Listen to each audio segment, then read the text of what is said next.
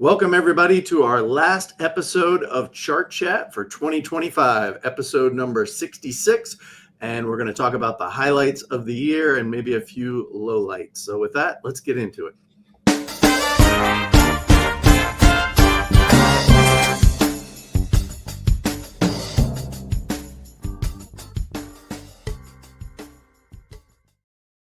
Welcome, everybody, to Chart Chat Wrapped, our last episode for 2025. It's episode 66. We didn't go with Route 66 or anything fun like that, but we do have some fun things planned for you. So we'll dive right in. Welcome to Chart Chat. It's more than just chit chat, it's Chart Chat. If you've joined us recently and following along, make sure to check out our website, chartchat.live, has all of the past episodes on there. Everything's free. You could also check it out on YouTube, subscribe to our channel, and check out the episodes there. We post them, and they come available shortly after today. About a year ago, I think I created this image. We put ourselves as four dogs around the table. I use Midjourney to do that. I thought, we should try to update that and see what Midjourney does today. So this is our new dogs. Same tricks, I guess, same old tricks, but new dogs. We are encouraging you to debate. And please jump in the comments. We're excited. That's what makes that's how Chart Chat started, was the debates about the book. So please jump in and talk. Our agenda for today, using Nana Banana, another image generator. We took our conference slide and turned it in here. I'm going to kick it off talking about building data viz tools with Gen AI. So not data viz itself, but tools that we can use, Tableau tools or general tools or infographics, things like that. Steve's going to talk about some things with Waymo that'll be interesting. And a second topic, we'll call it Waylo, which is the lowlights for the year, and some things he wanted to share. That's going to transition as well into Amanda, who's going to talk about disappearing data sets and what's going on in that world. And then Andy is going to finish us off with his favorite chart of the year. I think you'll be surprised at what he picked, but we'll see what you say. See if you agree, as it's the best chart out there. I don't know.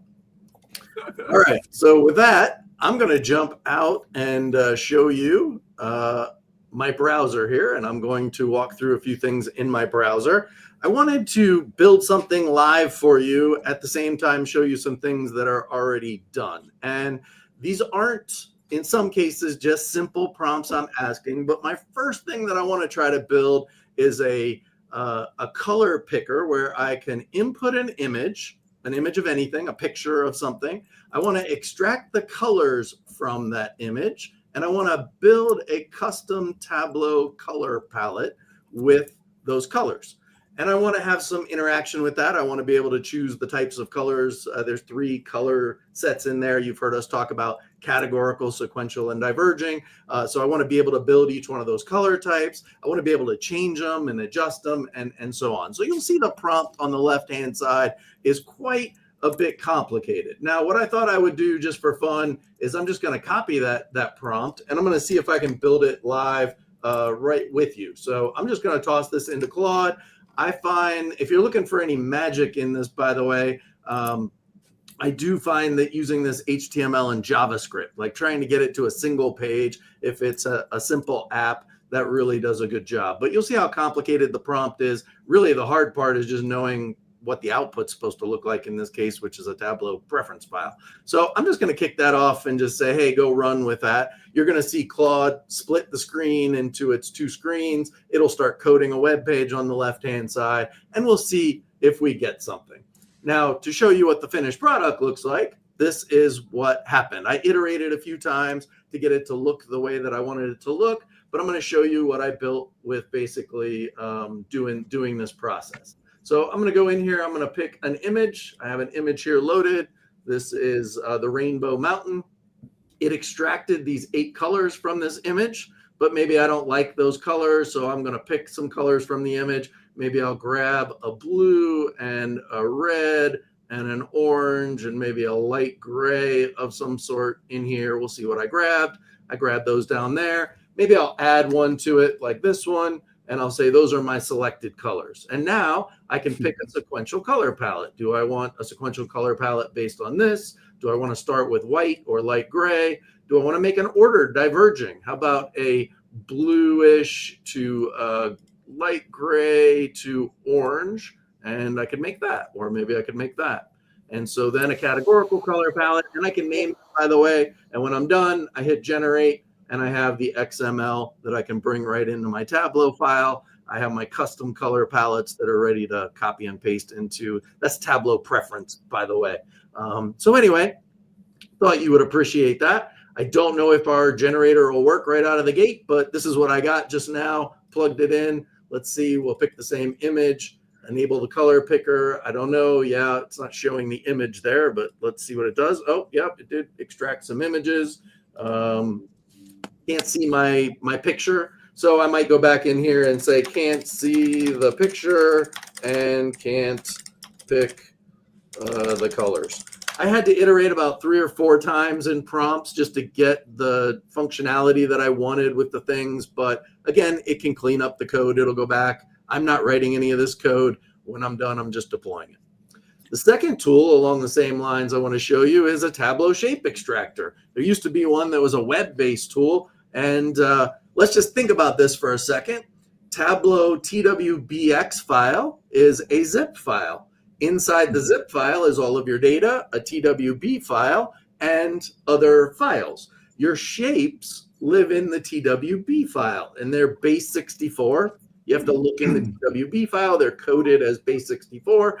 Point is, you should be able to unzip this file, get to the TWB, and get to those base 64 shapes. So let's see if we can do that. I have a shape example here. You can pick a TWB or a TWBX. I'll choose the TWBX. It unzips it. It finds these Firefly shapes that you see, and I click download, and now I have a zip file of all of the custom shapes that were in that file. That looks like this, and I downloaded it, and there we go, and I have all of the different shapes in the folder, so you can see each shape here, the orange one and the purple one, and so on.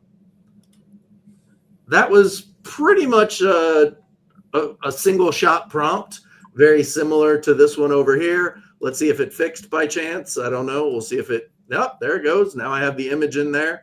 Maybe I'll get the color picker working. We'll see if I can pick the colors, and it's picking black, so it's not grabbing the right color. So I probably need to go back and tell it to fix that. But we're getting there. And look down here, there's your generate with your 3 colors, and you can generate. Jeff, is this the free tier? What's that? Is this the free tier? You can do this on the free tier. I pay for it because you will run into limits when you start, going back and forth with the prompts. You'll run out of prompts. And so, yeah, if it doesn't get it in, a few iterations, then you're going to be out of luck. Let's take it a step further. This is outside a little bit of data viz, but I'll bring it back and show you how you could apply to data viz. At the University of Cincinnati, all of our PowerPoints have to be accessible, specifically alt text on images, and people have loads and loads of PowerPoint presentations that are not alt text properly, and shapes need to be marked as decorative. So this is a tool. This is using ChatGPT or Claude. I bring in a PowerPoint presentation, which, by the way, is also a zip file, just like a TWBX. So you can unzip a PowerPoint presentation, has all the pictures in it, has all the shapes in it. You hit process PowerPoint, and it finds all the shapes, it finds all the images, and it starts processing those images. Now, there is a tool in PowerPoint that will do this. There's a thing where you can right-click on an image, go to alt text, click generate alt text. But I'm going to show you, it's really bad. It's very manual. The text that it generates is generic, and so you don't get really good descriptors. It finished these shapes and images, and what I'll do is take you back to our PowerPoint slide here and kind of show you the result and compare. Your auto-generate in PowerPoint would have called this a close-up of a book. With this tool, it's the Big Book of Dashboards by Wiley, and it has the name. It has this, a graph with lines and text. Well, now we have something better. It actually says Menard's 1869 map, or this one, a map of a city. Or would you rather have historic map of London, cholera? And this one is fun. This is where the University of Cincinnati founded co-ops, and were featured in Britain's very first book on data viz, the University of Cincinnati, right there in the book. It was tagged as a map of a city instead of a map showing locations in Cincinnati for our co-op program. And then you might recognize this chart from episode 31, a screenshot of a graph. That's what PowerPoint called it with its auto alt text generation. But yet it was much better with ChatGPT's vision. By the way, very, very consistent. What does all this mean? When I load up my PowerPoint, I export to PDF and I load them to my Canvas, my LMS system. I would only get a 51% mark. I didn't create these visuals, by the way, they're in Canvas. 51% meter that says my accessibility, but with this tool, alt text takes me to 82. And if I mark my shapes as decorative, all of a sudden that deck is 93% compliant. So I thought that was a fun tool to show. Jeff, BJ had one quick question that might be worth just clarifying. Do you know if the auto-generated text in PowerPoint is Copilot or if it's something different? It does not appear to be Copilot. It seems to be something different. And Jeff, can people possibly access that auto-generated the tool that you created? Links in there. You have to get an API key for ChatGPT or Claude, but I have it hosted on my website. You'll see up here Data Plus Science, so we can post all the links to all three of these tools. We'll post out. The thing that has shaken my perception this year, I was at a conference a couple of weeks ago in Belgrade, and there was a guy there making the point in one of the keynotes that you don't need to share this application. It took Jeff one prompt, right? I mean, you do need an API key for this one specifically, but the world of people building small helper apps that you can download from the Google Store is possibly over because, as Matthias was saying, it's like you can just code simple apps in half an hour. And so that's a real revolution, which I'm still processing.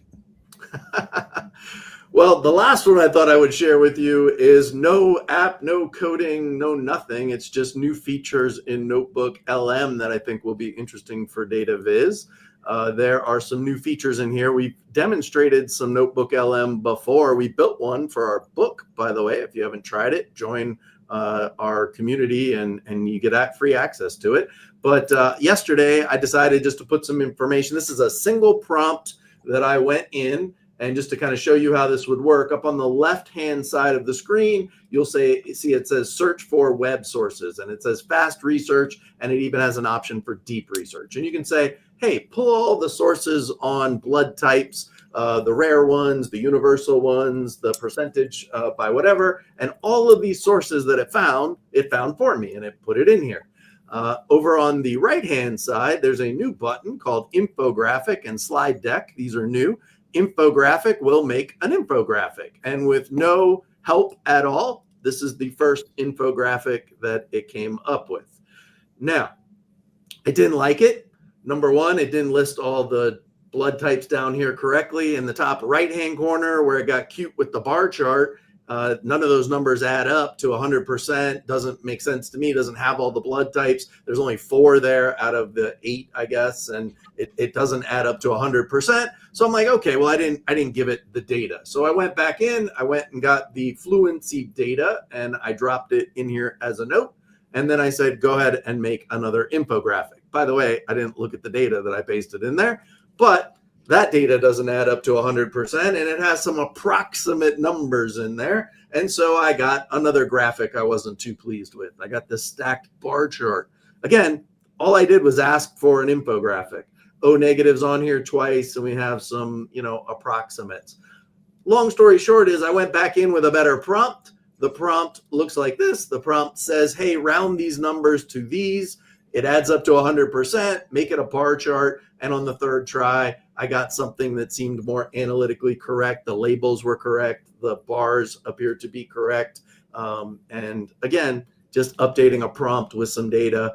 I got an immediate infographic, the ABOs of blood. I thought that was fun, and it listed all the types and got the percentages correct. So this is where we're heading. We're heading fast and furious. And I think if you compared this to a year ago, what I showed you today versus where we were a year ago, we're really moving quite along. So, gosh, this makes me nervous.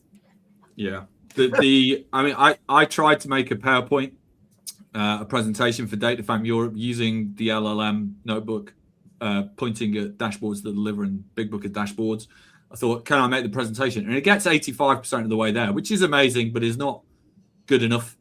Certainly not for the standards I hold myself to. But I think the challenge is that as soon as these can be created with editable components of them, then suddenly it changes, because if something's not quite right, I don't want to reprompt and get it to redraw the whole thing. But if I can download it and adjust the bar, adjust every element, that's the revolution professionals are going to wait for. And when we get there, It makes me think of the kind of data democratization piece around data visualization, and it's gotten easier and easier to make good looking charts, right? We can still all probably pick a default Excel plot like out of a lineup very easily, but there are more and more people who either can customize those defaults really well with skills, or who have moved over to tools like Data Wrapper, Flourish, or other things where the design defaults are just sleeker. And it makes me nervous. Like, I get nervous because these look really compelling, right? I can see public health and healthcare folks getting really excited because you can spin up these graphic design type infographics that look near professional in some cases, and perhaps not spend as much time kind of validating those different components. The data is easier to validate, right? So you can go and check against data sources, but the text information, I also get a little bit nervous about, though I recognize that you're feeding this towards a very specific set of information to design the infographic off of. Amanda and Andy completely agree. And we certainly don't want to abdicate responsibility to these systems, but as you delegate more things, it's more and more important that you know what good looks like, and that you're looking at the stuff and making sure this stuff is being vetted properly by someone who knows what they are talking about. The other thing, Andy, what I crave is bidirectionality, that I may want to keep that prompt and use it again, but I want my edits and changes to go reflected back to the prompt so that I can use it again, versus, I can't use that thing because it's going to have the same mistake that it had before, and I'm going to end up having to re-edit these things. So if there's some way to put in the bidirectionality. Last thing, Jeff, the upgrade of the dogs, they even got the one dog that's looking in the wrong lens of the phone. No, you have 3 dogs looking in the right place, and the other one is no, the lens is over here, not over there. So, boy, they got that right. Before you go back, Jeff, I'll also say, for those of us who do presentations, and lots of people on this show will be presenters, LLM has no concept of fonts that are readable to people in the room. So this is a terrible presentation slide if you expect people to read any of that information on the right-hand side. I can't even read it on this screen in the StreamYard window. So think about your people, how they read the content. Google has no concept of that yet in presentation design. Fascinating. Gonna pass it to you, Steve. All right. Need to add my thing to the stage. Thank you so much. And I want to discuss some of the highlights of the year for me. And I'm going to start with riding in a Waymo when I was in Phoenix to give a workshop, and I absolutely loved it. The thing that I found most disconcerting was it took me a while to figure out how to get the door open with the Waymo. You have the Waymo, for those who are not familiar with it, this is a driverless car system. And these are electric Jaguar cars that have been outfitted with all sorts of cameras and the like. And I rode from a hotel in Phoenix to the Phoenix airport, and it was absolutely fantastic. Recently, as in a week or so, Dr. Jonathan Slotkin, who is a neurosurgeon out of Geisinger in Pennsylvania, had an opinion piece that appeared in the New York Times. And you can see what the title is. And his thesis is his own experiences as a neurosurgeon, seeing horrific accidents that he's trying to cure, car accidents, and with a massive amount of data that Waymo has made available, that why are we not putting more efforts into driverless cars as opposed to impediments and city council rulings, oh, we don't want these things. Buttressing his well thought out piece were some really terrific graphics. So here's a graphic showing the difference in serious injuries, airbag deployments, any injury per million miles driven between human drivers and Waymo. And it's a great gap chart or connected dot plot. And here's another rendering showing that there are 96% fewer crashes at intersections with a Waymo versus human drivers, and 92% fewer crashes with pedestrians. By the way, these graphics were all done by opinion graphics editor of the Times, Bhavna Banerjee. All of this was based, and by the way, there's a BS detector that's up a little bit for me. This is all based on data that was published by Waymo, and I did my best to try to vet the data. If you go to their site, here's our data, and here are our graphics showing just how much better or safer a Waymo is, a driverless system is, than that operated by a driver. This is rather difficult to interpret versus the stellar work that Bhavna Banerjee did. So bravo there, and it really helped drive the point across. I'm going to stop sharing for a second and then just ask Jeff, Andy, and Amanda to weigh in both on the graphics, but also what do you think of the possibility of greater infiltration of driverless cars? I'll jump in because I wrote an article on this not too long ago, just a few weeks back, the paradox of the human in the loop. And we all talk about needing a human in the loop, but the reality is the human brings noise. I talk in that article that, it is 44,000, serious accidents a year. 94% of them are human factors: drinking and driving, texting and driving, falling asleep, distracted.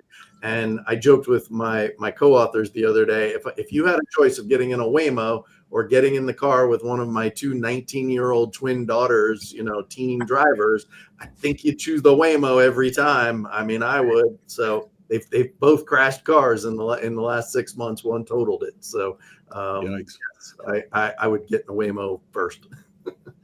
I think that's a great point. I always, when I was reading some of the early books about 6 or 7 or 8 years ago about some of the algorithm challenge problems you got. So there was Weapons of Math Destruction by Kath O'Neill. It's a great book. And there was a very famous example around that time of, police data and sentencing data that was turned out to be really biased, right? It was sentencing people of color to much more savage or much more serious sentences, or predicting they would commit crimes more readily. And I'm like, that's really interesting, right? So we need to be super careful. But so one always assumes the human in the loop is better, but we can compare that, or can we compare it, right? How do we compare human judges? Are they worse at this, or are they better at dealing with the bias? I've never seen that data measured. So I think it's really interesting seeing that you can do that with car data, because it's a much harder, it's an easier data to measure. But yes, I find it. Yeah, that's the end of my point. I didn't realize get any further. I think there's an interesting question about the speed of decision making that has to happen to avert things in a driving situation. So if you're on the road and you're about to be in an accident, like I know my car now has its own functions where if I'm approaching something, even, like the overhanging tree limbs in my own driveway, and it'll start going brake, brake, brake, and flash a red sign on my dashboard. So there are some features in my car that say you should make an immediate decision. And I'd be curious on 2 levels. One is, do self-driving cars do even better when they're all around other self-driving cars that are more predictable, all making similar decisions. And someone highlighted the fact that Waymo is starting to test in Minneapolis. Like, I mean, Minneapolis drivers are all pretty well attuned to driving in snow and ice, kind of like us here in Wisconsin. How has Waymo been trained to be able to be responsive to like wiggles and slippage and other things that happen in those different conditions?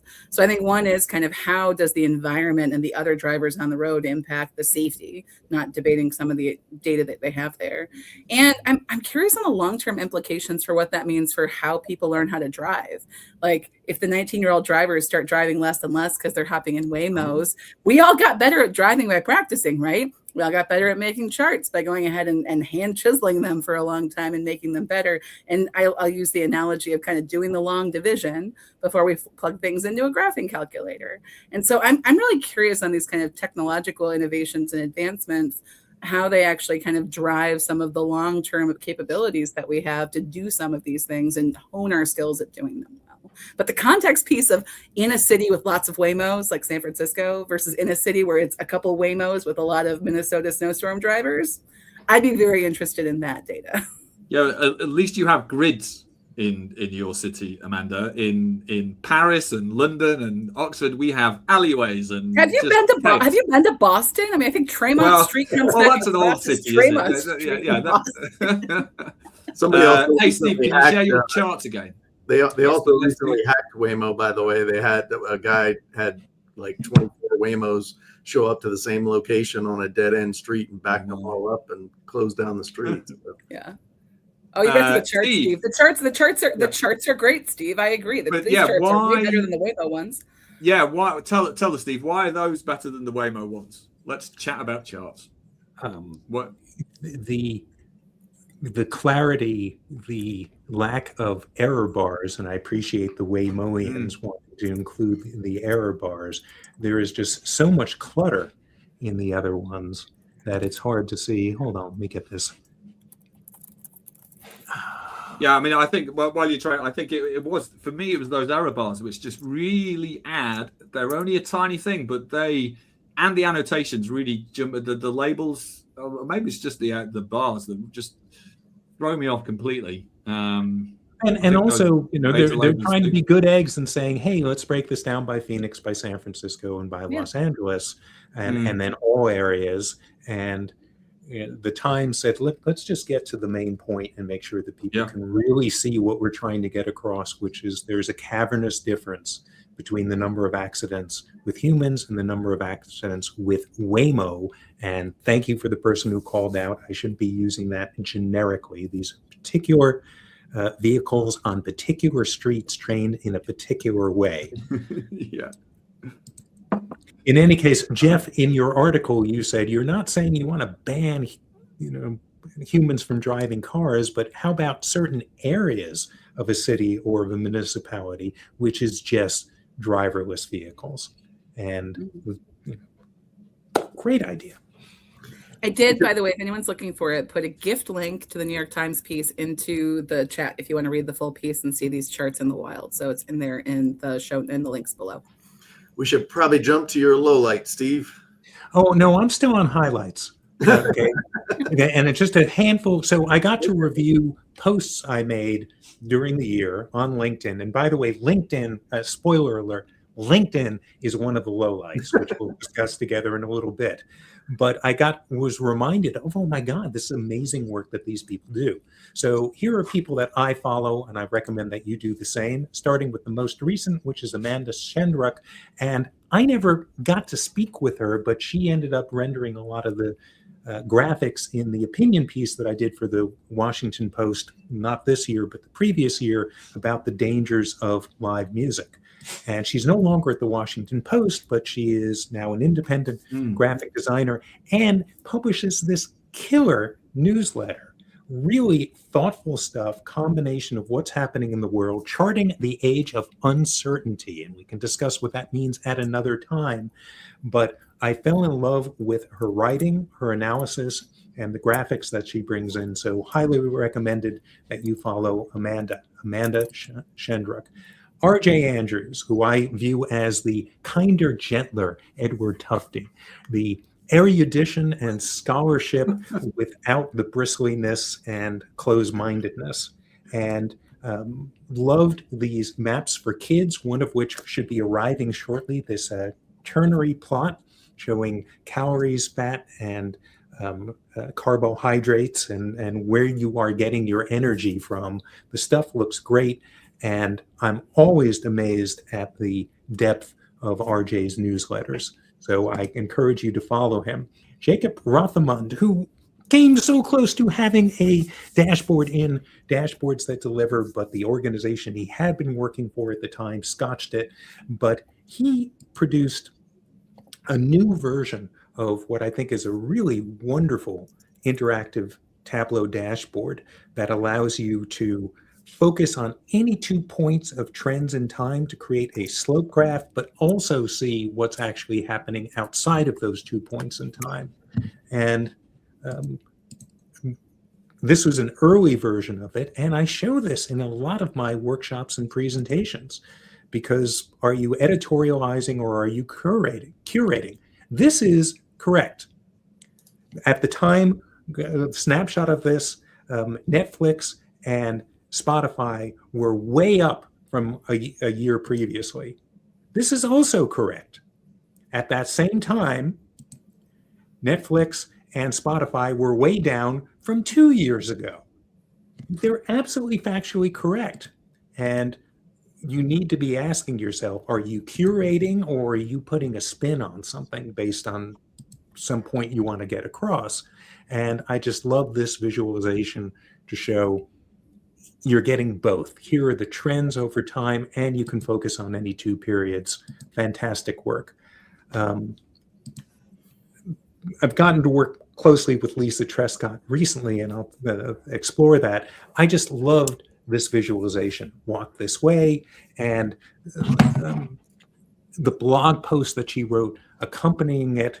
It is showing the prevalence of different Asian cuisines and their popularity using this interesting noodle chart that we have here. Hold on, let's see if I can get my spotlight to spotlight on this. She'll also give credit to doing the alternate categorical labels here. And this is so indicative of Lisa's work. It's great work, but she wrote a blog post on how to make it. She gave proper credit to the different techniques that she's using. And also, I've just seen her on so many occasions shunning the spotlight and turning it on other people. So I can't say enough about the work she does and how she lifts up the rest of the community. Outstanding stuff. Wow, does this person do great work? And I posted about it early on, forgotten about her work, and I'm just blown away by the analysis and the graphic design and the Tableau chops. So here are a bunch of people that I highly encourage you to follow. So I think Tanya is currently working in Dubai, but is open to work anywhere. And gosh, the work is just stellar. Highlights. We're still on highlights. What a great conference. Okay. And Amanda, hope you don't mind taking that picture, but I just love the use of this 2-segment pie chart. And this is where pies work great in my view. I can look at this and go, oh, that's a little more than 1/3, but it was a fun interactive session, and just love the whole vibe of this conference. Well done, everyone who organized this and put this together. Here is something that's both a highlight and a low light. Okay, Tableau conference was great. I thought that was maybe our best chart chat live that we've done. We've done 4 of them in front of an audience, 3 with Amanda there. Iron Viz was great. Andy, I guess that was your last time hosting it. Amanda, you were a fantastic judge. So that was definitely a highlight for me. Let's discuss some of the lowlights, and I'm going to ask the 3 of you to chime in. Also, the Tableau conference, and that was Ryan Ate's not going over great keynote, and just a bunch of stuff where I felt this is not resonating with me, and I don't want to necessarily dump on Tableau and don't know how interesting that will be to the people who are attending. This isn't necessarily a low light. It just shocked me. I was attending a presentation, roughly 200 people were watching, and it was for intermediate level people, intermediate Tableau users. And the presenters, I can't remember who they were right now, said, how many of you have heard of Ask Holmes Quartet and have seen this? Besides mine, one hand went up out of 200. I stopped showing this in workshops because I thought, well, everyone knows this at this point. This is nothing new. It's in tons of books. I was just very surprised by that. And my final low light, I'm just find LinkedIn exasperating right now. 2 years ago, or whenever it is, I ditched Twitter. I found good conversations happening on LinkedIn, thoughtful, threaded, and now it just drives me nuts that people won't see things. You have to try to figure out how to game the system. Oh, I want to send you a link to this good website, but it'll be taking you away from LinkedIn, so they're not going to promote it and people aren't going to see it. Or even more infuriating, I hear about an event that happened 3 weeks ago. So, folks, care to chime in on any of the highlights or the lowlights on this? Wow, Andy's so disgusted he left. He didn't like that criticism of the TC situation. I think LinkedIn is such a curious one because I do think that I've been told there are ways to better optimize feeds by making it very manual in terms of just most recent. But I'm finding I have to put a lot more labor into following people and setting alerts and different things to make sure that I actually get content out that I want. On the flip side, where else are kind of those conversations happening? That's the tough part, is like Blue Sky, I don't think is really vibrant. I miss like the vintage Twitter and the days of all the vintage Twitter bits.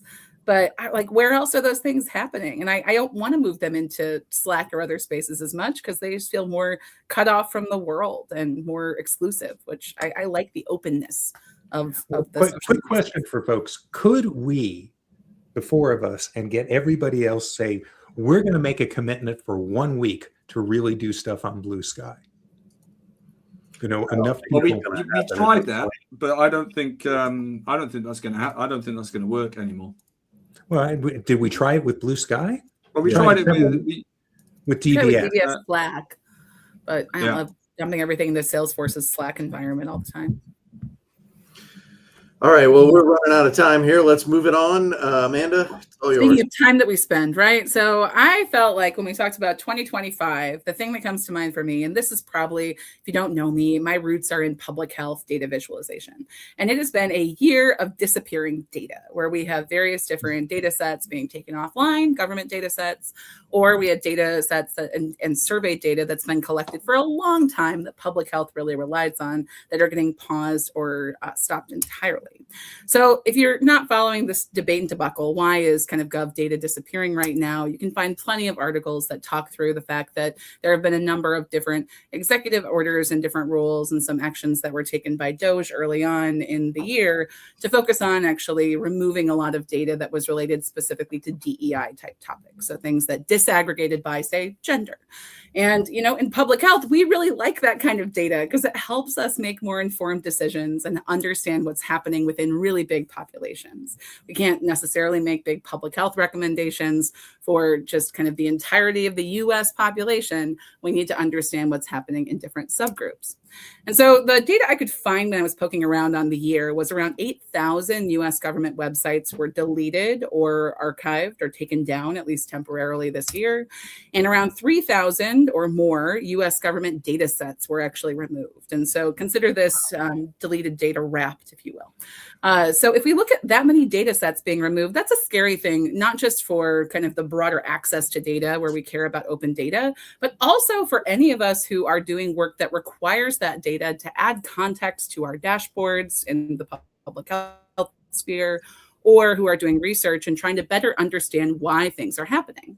So I want to make the case that data itself is a public good. So I hope you're all on board with this. We perhaps as data people are, but data itself is a public good. And it's a public good, but definitionally and legally in a lot of ways. It abides by non-rivalry. where typically one person's use of big open data sets on population data doesn't stop someone else's when they're made open and accessible.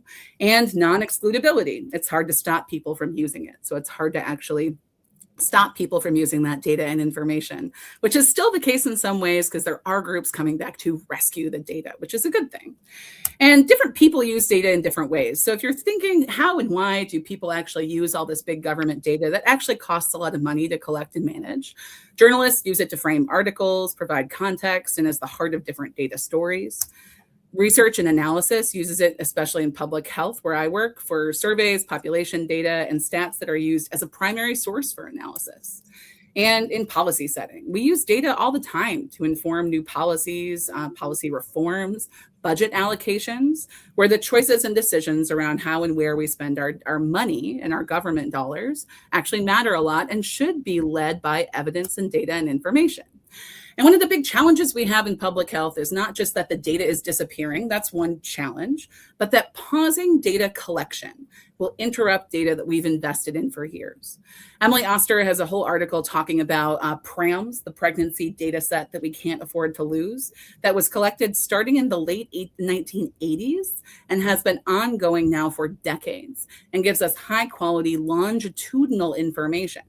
And if we start not collecting that data for 2025, 2026, 2027, even just for the duration of one administration, we lose that longitudinal data and we lose data about key health areas at different moments in time. So some data we can recover, historical data, but some data, if we don't collect it now, we can't get back. And that's really scary if you're working in the public health space. So I want to give a shout out, maybe like Tim's follows, to who are helping save the data. Who are the people and teams taking some actions? One is the Data Rescue Project. They have a lot of great resources and tools, as well as efforts being made to collect and archive data in different spaces. They also have great articles about the impact of data going away. Second, the Data Foundation, who are also collecting My Data Stories and have some great examples of where we as individual citizens and consumers of data and information in our own regards use data in different ways. Parents comparing public school performance data, first-time home buyers researching neighborhood safety and market trends, small business owners, family farmers, and others. And if you yourself have used data in some way, shape, or form this year, sharing one of your data stories like that is great with the Data Foundation, who does fantastic and amazing work. And there are a number of different libraries, including through schools of public health and others, who are working to actually push back and actually help to make sure that we are archiving and saving government data, so at least those historic records and data sets are available, which I think is a really great effort underway by a lot of these different libraries. And so as we go ahead and look at what's happened to date, I want to also call out the fact that some of the data in the pages have been restored. So there have been legal pushback to some of the ways in which we've taken data offline, because if data is a public good and something we have paid to gather and collect as a country, then we should have a right to access that data. And I've seen that happen in even more painful ways with many USAID related resources taken offline over the course of the past year since that agency was shut down, which was a space that I worked with a lot. So this all leads me actually, Andy, to something I hope leads us into your wrap up on your favorite chart of the year, because thinking of all of this and my highlights of the year, I couldn't actually wrap up my own kind of 2025 wrap without thinking about Iron Viz. And so for me, the defining visual of 2025 actually isn't one that was made in 2025. It's thinking back to and talking about this airplane visual of survivorship bias and the challenges and issues we have when we're looking at incomplete information. And we see the ways in which spaces with incomplete information are sometimes filled in with mis or disinformation in different ways, and the challenges it creates for us to make decisions. And I want to give a shout out to Catherine McCrindle, who did a fantastic Iron Viz on stage kind of build of this visualization of wildlife strikes that used that survivorship bias graphic as an anchoring graphic that helped tell her story about how and where different birds hit airplanes. And so for me, to end on a high note, Iron Viz and judging Iron Viz and spending, 2 days locked in a Marriott conference room with you, Andy, and the rest of the crew to make sure we were all ready and prepared to be in front of thousands of people was absolutely one of the best parts of this year, especially getting to spend so much time with Chris and Mark, who are amazing, wonderful collaborators and judges, and getting to spend some more quality time there.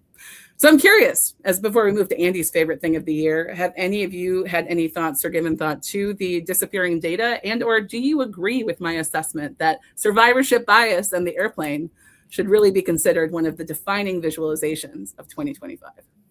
Well, I will just say I'm about to show you a remake of my chart of the year, and I struggled to find the data I needed because it is no longer on at least one of the websites I go as a reference point to get it. So I am a victim. I did find the data on a different government website, but yeah, it's a disaster.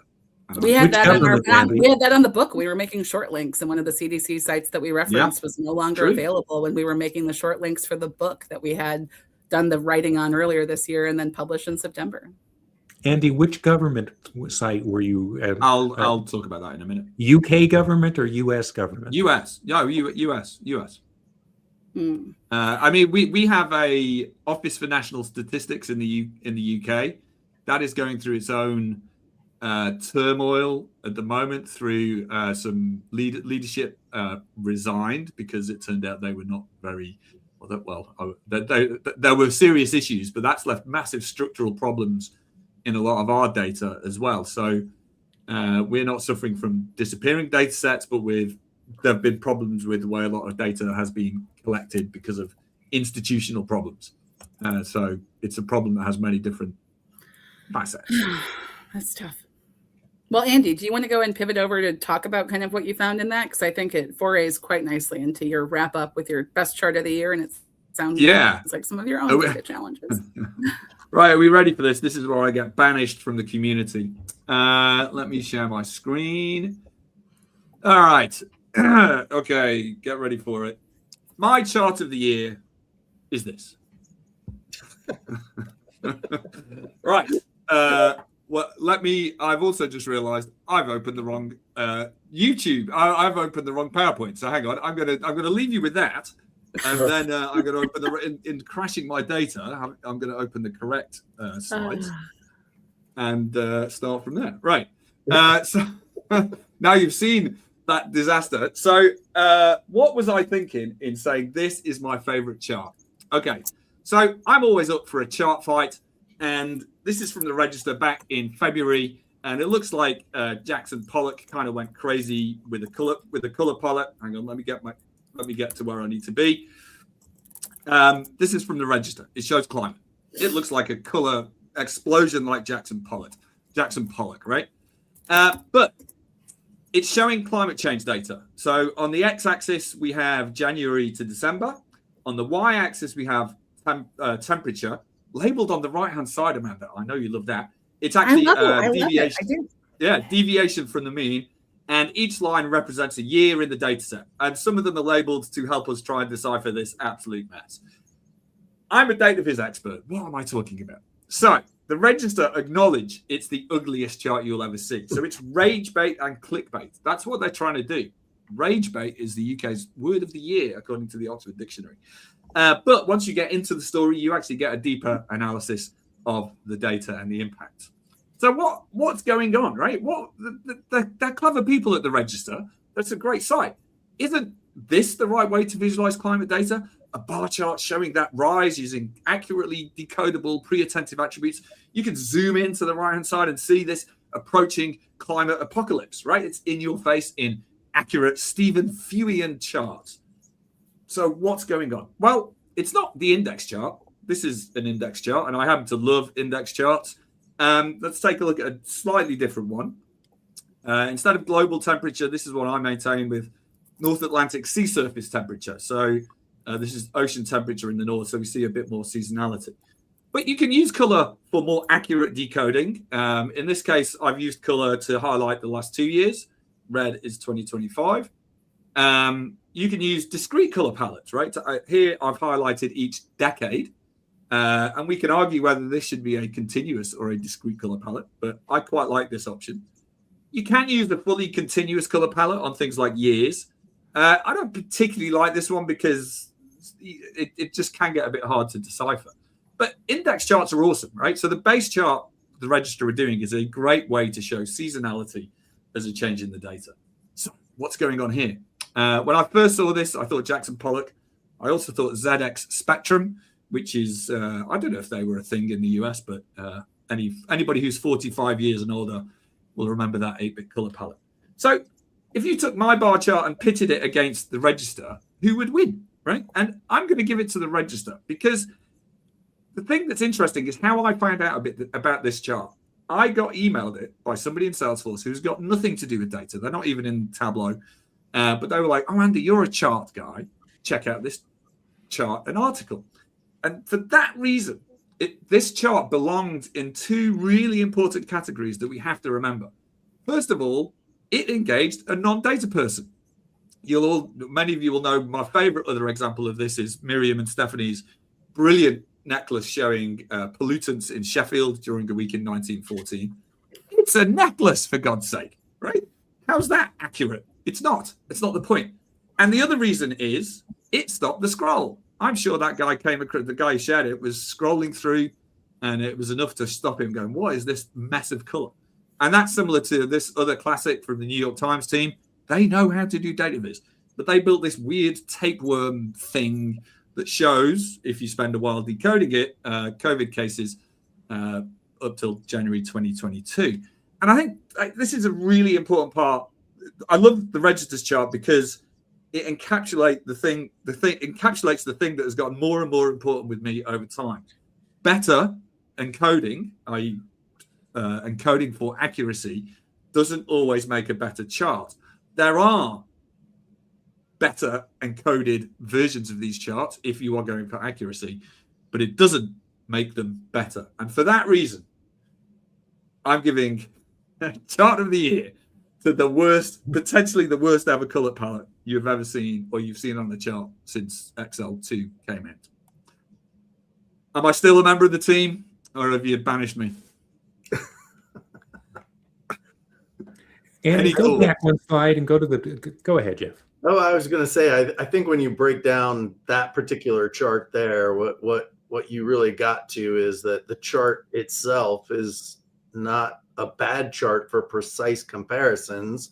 It's just over encoded with color, right? Yeah. And when you use the same chart, not changing it to a bar chart, not changing it to anything else, and just highlighting a story. And the other thing to talk about in things like that is interactivity. I mean, you get a crazy looking spaghetti chart like that and you add interactivity and all of a sudden it works because when you highlight over any given year or any decade or whatever, it'll highlight those colors and change those colors. So I think there's things that could make that chart best practice and still get engagement, even though, it's not best practice right now. Jeff, Andy, go to the slide that had a bunch of different charts on it. The different thing. There was one which was the spaghetti chart, but I had just a bunch of things coded in red. It may have been just the previous. That one? Bottom left. Yep. Jeff, Yep. I think this is what you were saying, which is. Yeah, that's kind of what I was getting to but even, I mean, you could throw in all the other colors in there or color, take the top chart and color it in a way that you did your decades. On the other one, I'm just saying there's variations of that, right? Where you could probably still have an accurate comparison. I don't think anything that they did is, removing accuracy. I think yeah. All right. So I'm not banished. Amanda, any thoughts?